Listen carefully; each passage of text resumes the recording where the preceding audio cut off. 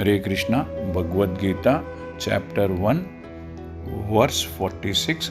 संजय उवाच एवम् उक्तवर्जुनः संख्ये रथोपस्थामुपविश विसिज्य सासरं चपं शोक संविघ्न मनसः। युद्ध में न लड़ने की अर्जुन की इच्छा अब चरम सीमा पर पहुंच चुकी थी। उसने आत्मसमर्पण सेल्फ सरेंडर कर दिया और गहरे शोक और निराशा में डूब गया।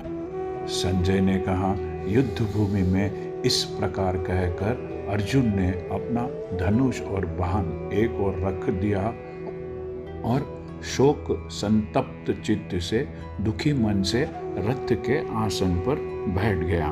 Sanjay said, Arjuna, having thus spoken on the battlefield, cast aside his bow and arrows and sat down on the chariot, his mind overwhelmed with grief.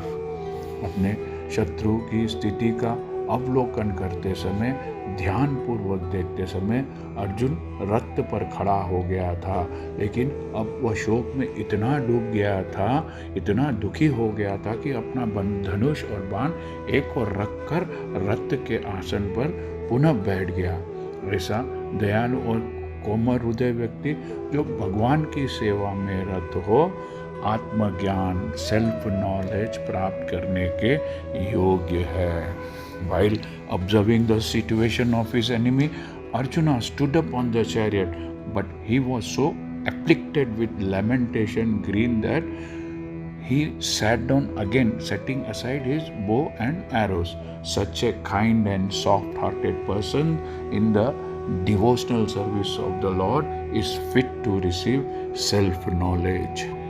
जब महाभारत का युद्ध निश्चित हुआ था, डिसाइड हुआ था, तब दुर्योधन और अर्जुन दोनों श्री कृष्ण भगवान से सहायता मांगने गए।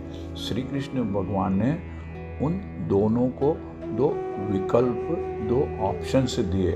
दुर्योधन ने उस विकल्प में से, उस ऑप्शंस में से श्री कृष्ण भगवान की नारायणी सेना को उसकी ओर से लड़ने के लिए चुना, जबकि अर्जुन ने श्री कृष्ण भगवान को चुना क्योंकि उन्हें भगवान पर पूरा भरोसा था।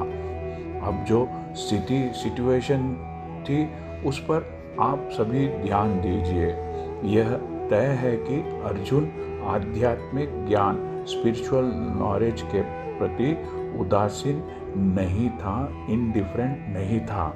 फिर भी कुरुक्षेत्र के युद्ध क्षेत्र में इस प्रकार का महान योद्धा अपने हथियार क्यों गिरा रहा था? उसके दुख का कारण क्या था? दरअसल भावी पीढ़ियों के लिए, for future generations, Shri Krishna भगवान भगवद गीता के ज्ञान को सभी के सामने लाना चाहते थे। जानबूझकर उन्होंने अर्जुन को भ्रमित करके मानव जाति के लिए यह अवसर, यह अपॉर्चुनिटी प्रदान की। इस अध्याय में अर्जुन ने भगवान से कई तर्क किए, कई आर्गुमेंट किए कि उन्हें युद्ध क्यों नहीं लड़ना चाहिए। इस अध्याय के बाद आने वाले अध्यायों में श्री कृष्ण भगवान ने इस बात का विस्तार से वर्णन किया कि अर्जुन के तर्क अनुचित है, आर्ग्यूमेंट्स इनअप्रोप्रिएट है। श्री कृष्ण भगवान द्वारा यह वर्णन भगवद गीता का दरअसल ज्ञान है। The explanation given by Lord Sri Krishna to Arjuna for his arguments is the knowledge of Bhagavad Gita. इस श्लोक से साथ श्रीमद् भगवद गीता का पहला अध्याय समाप्त होता है। इस अध्याय का नाम है कुरुक्षेत्र के युद्ध स्थल में सैन्य निरीक्षण।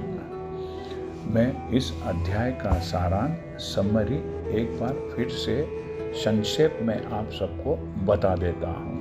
कौरवों के पिता धृतराष्ट्र ने अपने सारथी संजय से कहा कि हे संजय, तुम अपनी दिव्य दृष्टि से देखकर यह बताओ कि इस समय महाभारत के युद्ध भूमि में क्या हो रहा है। संजय ने बताया कि सर्वप्रथम दुर्योधन गुरु द्रोणाचार्य के पास जाते हैं और शत्रु सेना के और अपनी खुद की सेना के महानतम योद्धाओं का, ग्रेट वॉरियर्स का ब्यौरा डिटेल देते हैं। इसके बाद सभी योद्धाओं ने अपने अपने शंख बजाकर युद्ध के शुरू होने की घोषणा की। तब अर्जुन भगवान श्री कृष्ण, जो उनके सारथी बने हुए थे, उनसे कहते हैं कि वे उन्हें दोनों सेनाओं के बीच में ले चले ताकि वह देख सके कि उसे इस युद्ध में किन किन से लड़ना है। जब दोनों सेनाओं के बीच में आकर अर्जुन देखता है कि उसे इस युद्ध में अपने सगे संबंधियों के साथ, अपने फ्रेंड्स एंड रिलेटिव्स के साथ में युद्ध करना है, तो वह घबरा जाता है, कंफ्यूज हो जाता है और विचलित और डिस्ट्रैक्ट हो जाता है। उसे लगता है कि अपने भाइयों और स्वजनों को मारने से उसे पाप का भागीदार बनना पड़ेगा।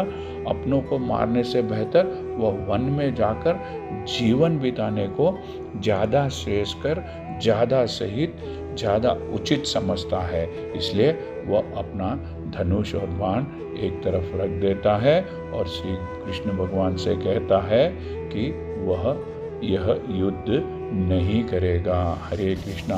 यदि आपको यह चैनल पसंद आया है तो सब्सक्राइब दबाकर सब्सक्राइब कीजिए। Thank you. हरे कृष्णा।